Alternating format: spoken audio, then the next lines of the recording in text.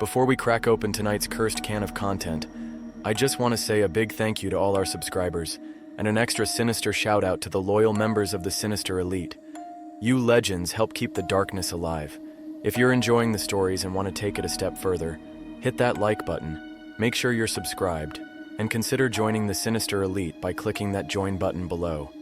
Members get access to creepy custom emojis and exclusive Sinister Elite badges that level up the longer you survive with us. It's like loyalty, but spookier. All right, lights off, headphones in, and let's summon something we'll all regret.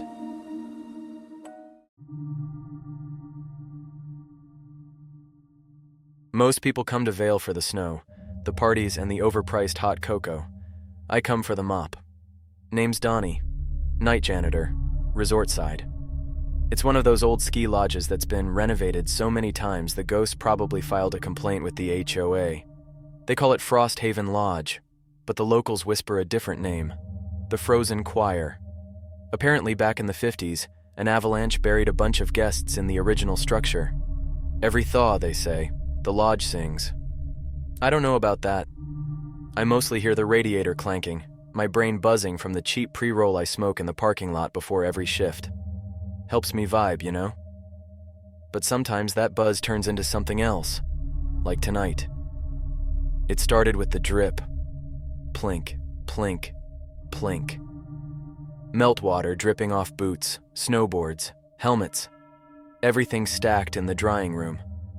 I pushed Moptimus Prime through the puddles like a soldier with his weapon, the mop sloshing steady. He's my partner, my boy. Titanium handle, double microfiber head, smells faintly of pine sol and destiny. The puddles stretched longer tonight, leading toward the hallway by the old lodge doors. The ones they keep chained shut because that wing's unsafe. But here's the thing. I didn't mop near them. I never mop near them. Rule number 1, man.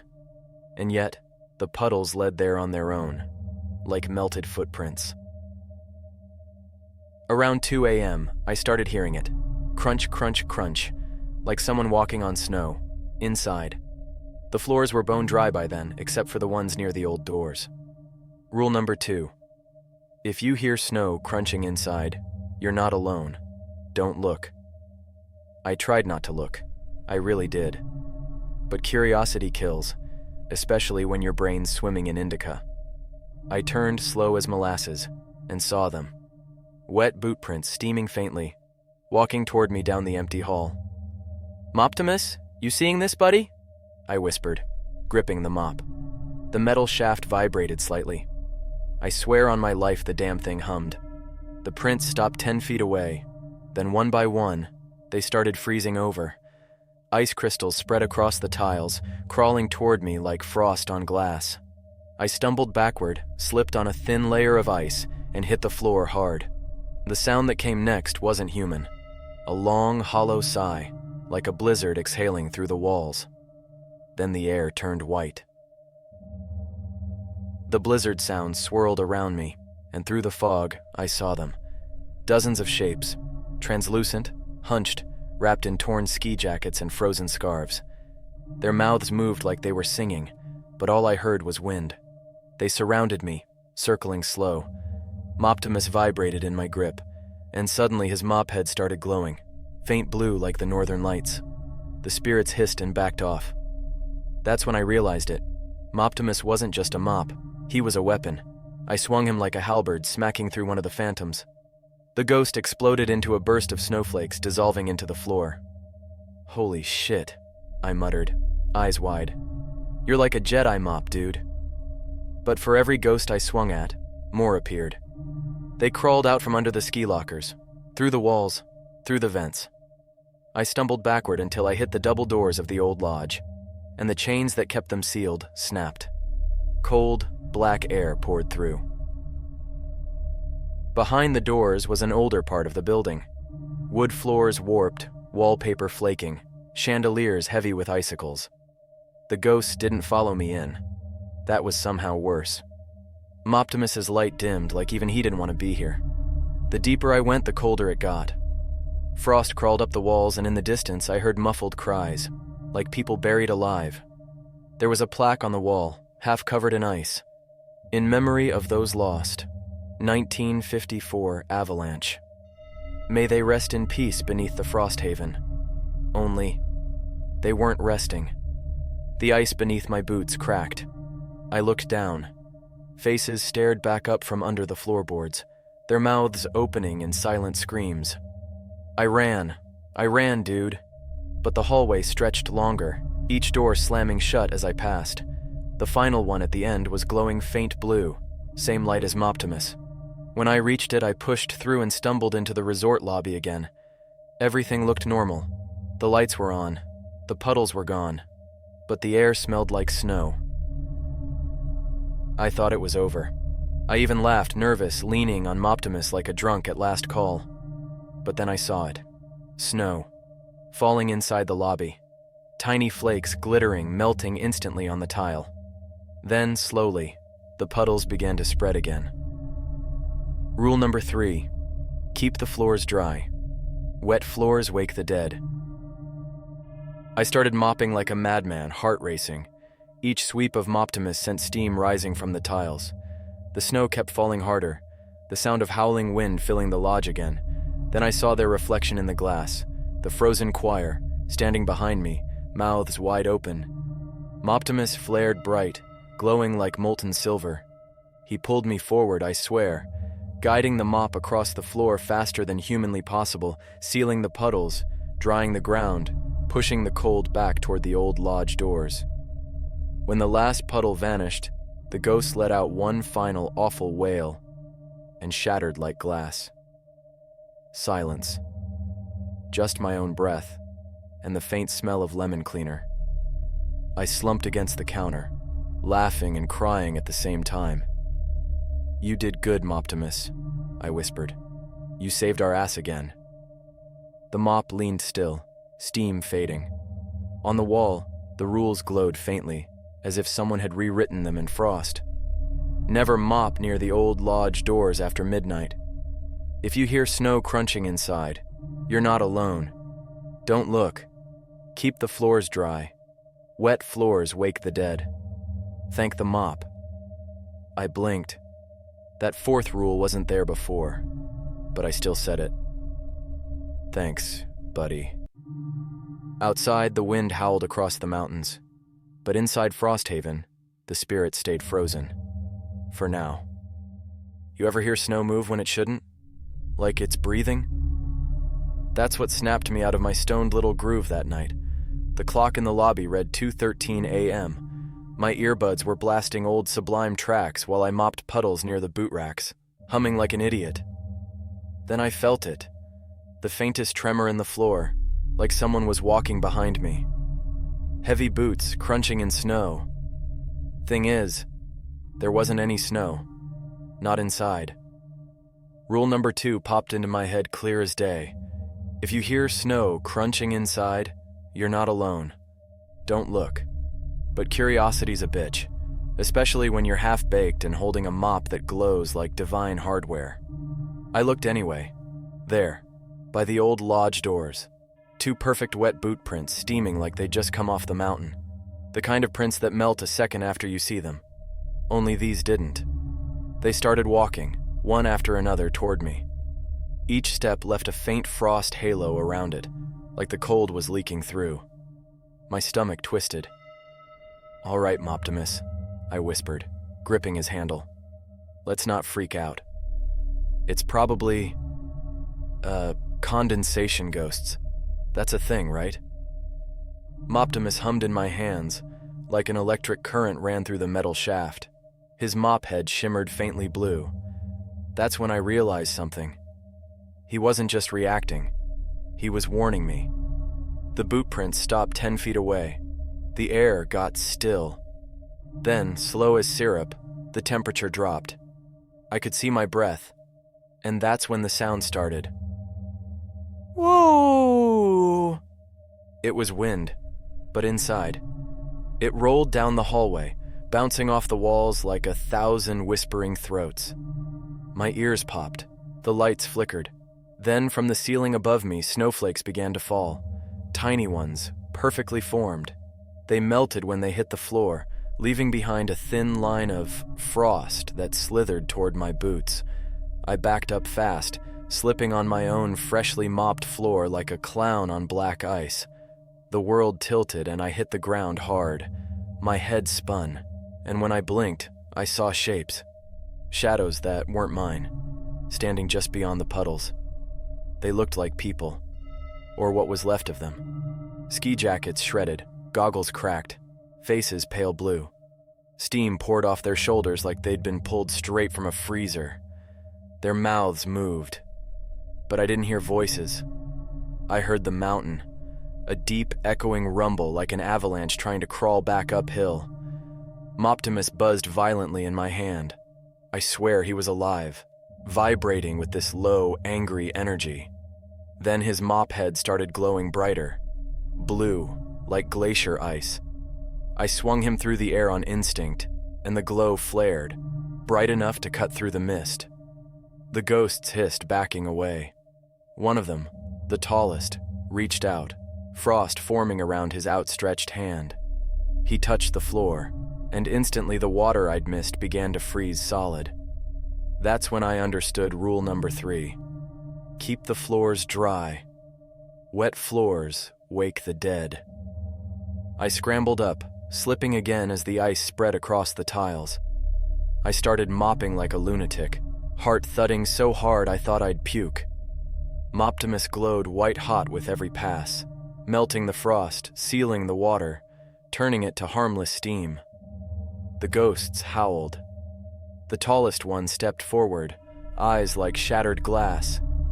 His voice cracked through the air. "You shouldn't have looked, Donnie."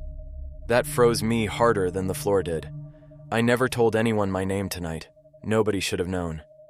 Then the emergency lights flickered on, casting the hall in deep red.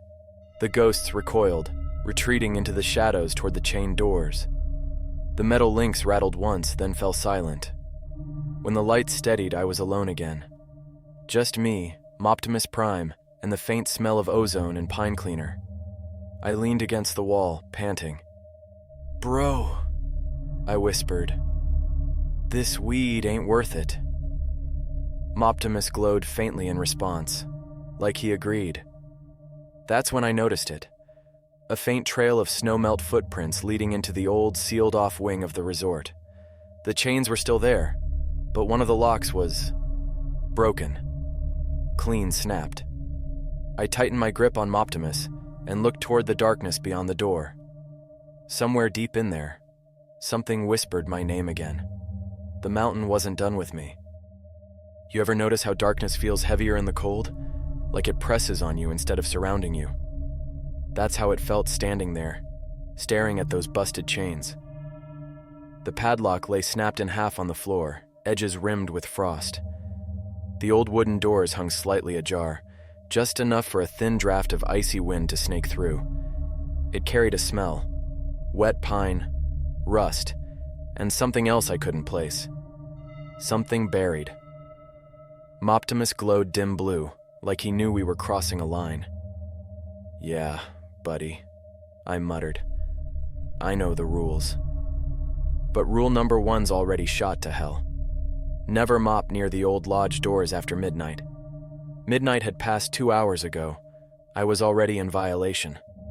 So screw it. In for a penny. In for a haunting. I nudged the doors open with my mop handle. The hinges shrieked like they hadn't moved in 50 years. Cold mist poured out, curling around my boots like it had been waiting. Beyond the threshold was the original Frosthaven Lodge, the one buried in the avalanche back in 1954. The hallway stretched out ahead, built from old timber beams and cracked tile. Snow crusted over the walls in veins of white. The air glittered faintly, filled with ice dust. My breath fogged thick and slow. Somewhere deeper inside, I heard something. Drip, drip, drip. It wasn't water. It was thicker, slower. I walked, one hand gripping Moptimus, the other holding my little LED flashlight. It flickered constantly, throwing shadows that looked like people swaying on skis. My boots crunched in thin layers of ice that formed right under me as I stepped. And then I found the first picture frame. It was hanging crooked on the wall. A black and white photo of ski resort staff. Smiling faces, clean uniforms, proud as hell. But one detail hit me like a brick. One of the janitors in the photo was holding my mop. Same metal handle, same twin fiber head, even the same little engraved plate on the shaft that read MP1. Moptimus Prime, Mark 1. "Dude," I whispered. "You've been here before?" Moptimus pulsed faintly, like a heartbeat. The air got colder. The ice along the walls began to melt. That's when the singing started. At first I thought it was the wind again, but no. It was voices. Soft, human, out of tune but hauntingly beautiful. A frozen choir humming some old ski lodge hymn. It came from below me, through the floorboards. I knelt, brushing frost away, revealing glass under my feet. Thick panes set in the floor like observation panels. And beneath the glass were faces. Pale, open-mouthed, eyes wide in horror. Dozens of them, preserved perfectly in ice. The avalanche victims. Their hands pressed against the glass like they were trying to claw their way up. I stumbled back so hard I cracked into the wall. My flashlight rolled away, spinning wild. The faces in the ice turned toward me. Every last one of them moved in perfect unison. Their lips opened, and I heard my name. "Donnie!" I screamed. Can't even lie. And raised Moptimus high. The mop burst to life, its glow blinding. Steam shot from the floor as the light cut through the frost like a blade. The faces retreated, their screams muffled by the ice. When the light dimmed and the singing stopped, the glass floor was fogged over, solid again. I gasped, heart pounding, when I noticed something new, writing scratched into the frost on the wall. It hadn't been there before. "Dry the floors. Keep us sleeping."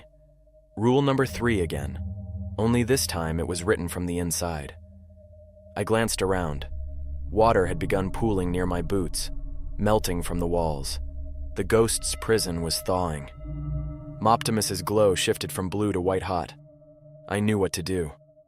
"Hang tight, little buddy," I muttered, wringing him out. "We're putting these suckers back on ice." I swung him across the floor, steam blasting upward with every stroke.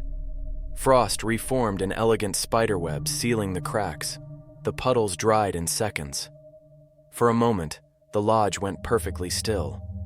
Then something knocked from under the floor.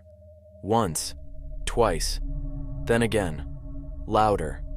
And from down the hall, a door slowly creaked open by itself. Inside, a dim blue light glowed, and hanging from the ceiling beam was another mop, older, worn, its head frozen solid, ice crystals dripping like fangs. A nameplate dangled from it. MP0. Moptimus pulsed in my hand, almost shaking, like he recognized his ancestor. Then from the shadows behind it, a tall figure stepped forward, skeletal, dripping frost, wearing a janitor's coat frozen stiff.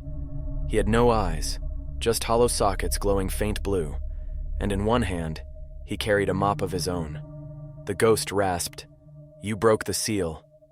My breath turned to fog. Yeah, man, sorry about that.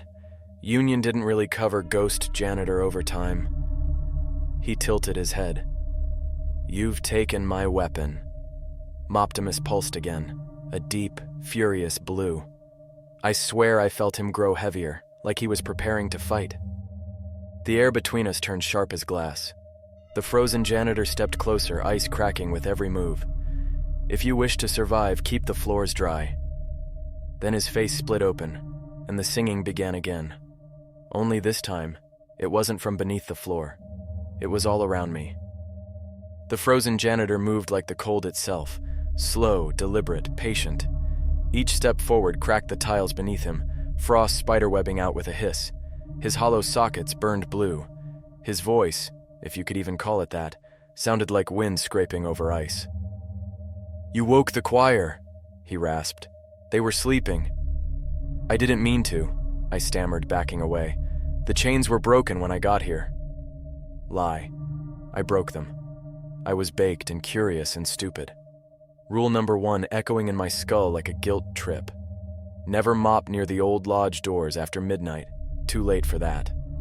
The ghost's grip tightened on his frozen mop, MP0, carved right into the handle. His jaw cracked open wider, the sound like shattering icicles. From the darkness behind him, the whispering choir started again, low and rhythmic. Moptimus Prime pulsed hot in my hands, glowing brighter with every note of the ghostly song. He was shaking, like he recognized his maker, or his enemy. "You wield my successor," the ghost hissed. "The lodge chose you." "I didn't apply, bro," I muttered. "I just clean puke off carpets." He raised his weapon and the temperature plummeted. My breath froze mid-air, hanging like crystal dust. The puddles on the floor began to ripple, expanding. The ghosts below the ice, those faces I'd seen earlier, were stirring again. The walls trembled. The air filled with a sound like wind screaming through pine needles. Moptimus blazed white. His mop head flared like burning magnesium. I tightened my grip. "All right, Prime," I said, teeth chattering. "Let's go full Swiffer of Destiny on this freak." The first swing cracked the air like a thunderclap. Moptimus met the frozen mop mid-arc. Sparks. No. Snowflakes of light, exploding between us. The shockwave sent frost flying across the walls. We clashed again, and again. Each hit sounded like an avalanche detonating. The ghost janitor didn't bleed. He shed shards of ice that screamed when they hit the ground. "Why do you fight me?" he growled. "The dead must stay frozen." "Yeah, and I'm trying to keep it that way," I yelled back, swinging hard. "You're the one melting shit." He lunged, impaling his mop through the floor. Cracks spidered outward in a perfect circle. Ice erupted upward like a geyser, blasting me off my feet. I crashed into a snow-dusted wall, gasping for breath. Moptimus slid across the floor, landing beside me. I reached for him, but the puddles around my hands were melting again. The faces beneath the ice pressed closer, whispering my name. "Donnie! Let us out!" I almost listened. There was this hypnotic rhythm to their voices, like a lullaby sung through water. My eyelids got heavy. I started leaning forward. Then Moptimus's light hit me in the face. Blinding, searing, pure. He vibrated violently, snapping me out of it. "Yeah," I breathed. Okay. I'm awake, bud. Sorry." The ghost janitor swung again, but this time Moptimus blocked him mid-air and, I swear to God, he roared. It wasn't words, it was vibration. Like the floor itself growled through my arms. Blue light erupted from Moptimus's mop head, slamming into the ghost. The spirit staggered back, howling as frost peeled from his body in strips of glowing mist. "You don't know what you carry," he screamed. "It was forged in the ice that buried us." Then he lunged one last time, driving MP0 into Moptimus's chest. The lights collided, blue and white, old and new.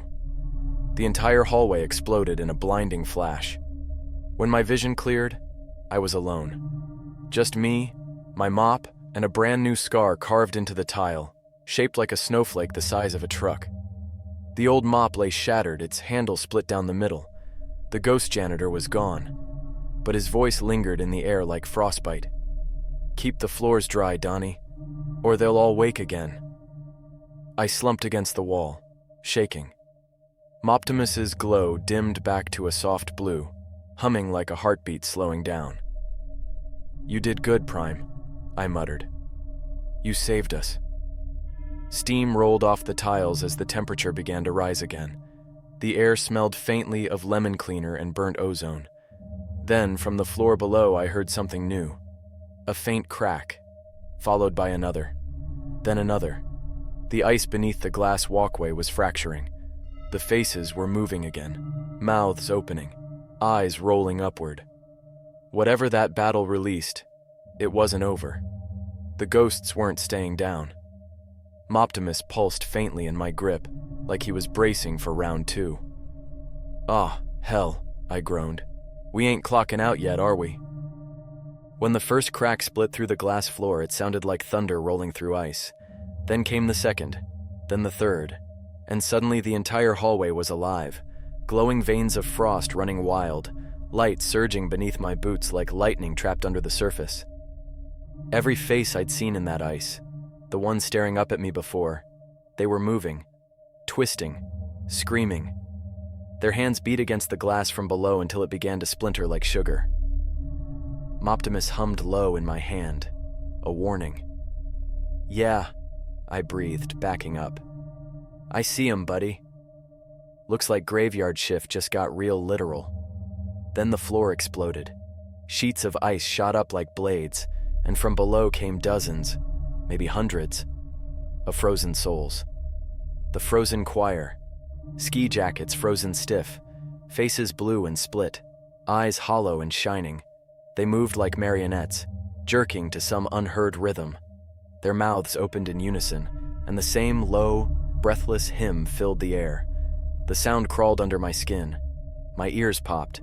The chandeliers above started to sway, shedding icicles like rain. I clutched Moptimus tight. "Rule number 3, I gasped. "Keep the floors dry. Wet floors wake the dead." Well, too damn late for that now.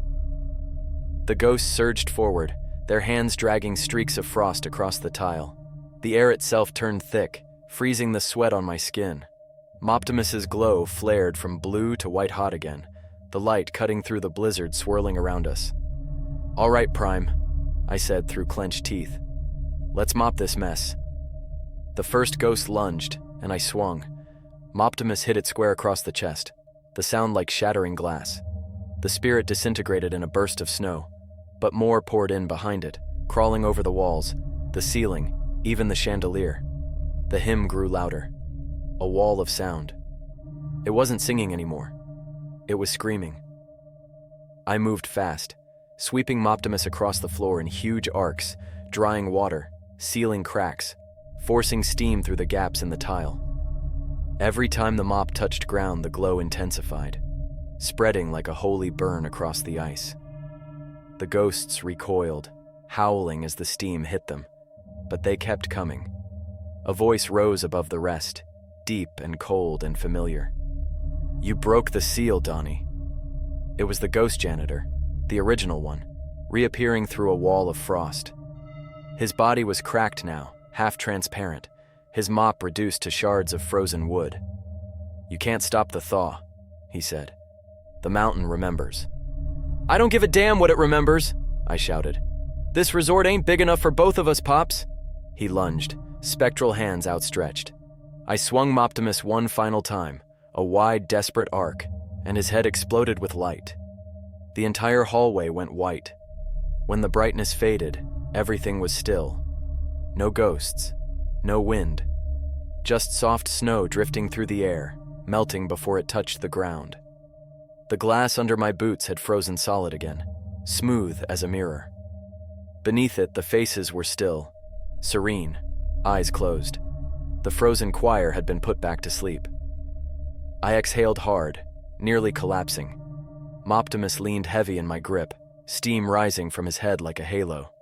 His glow dimmed, then pulsed once, a quiet heartbeat, before fading out entirely.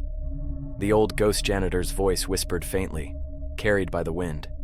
"Keep the floors dry, Donnie, and thank the mop." By sunrise, the resort was peaceful again. The heating systems hummed, the lights steady. Fresh snow fell outside, soft and innocent, like it hadn't buried 100 souls beneath it decades ago. I stood at the front desk, sipping stale coffee, staring at the frost creeping faintly along the window edges. Behind me on the wall, the rules had reappeared, this time etched perfectly in ice. Never mop near the old lodge doors after midnight. If you hear snow crunching inside, you're not alone. Don't look. Keep the floors dry. Wet floors wake the dead. Thank the mop. I turned to Moptimus leaning quietly against the counter, his once shiny head now scorched and blackened from battle. "Thanks, buddy," I said softly. The light on his handle flickered once, just enough to let me know he heard me. When my shift ended, I clocked out and stepped outside. The morning light hit the mountains, turning the snow into gold. For a second, it almost looked peaceful again. But as I walked to my car, I glanced back at the lodge. The old doors, the ones that were sealed shut, they were chained again. Only this time, carved into the ice above them, were 5 new words that hadn't been there before. The floors are never dry. I stood there for a long minute, breath fogging in the cold. Then I smiled weakly. Guess we're not done, huh? Moptimus pulsed faintly on my shoulder as if saying nope. And somewhere deep in the mountain, the faint sound of snow crunching echoed again.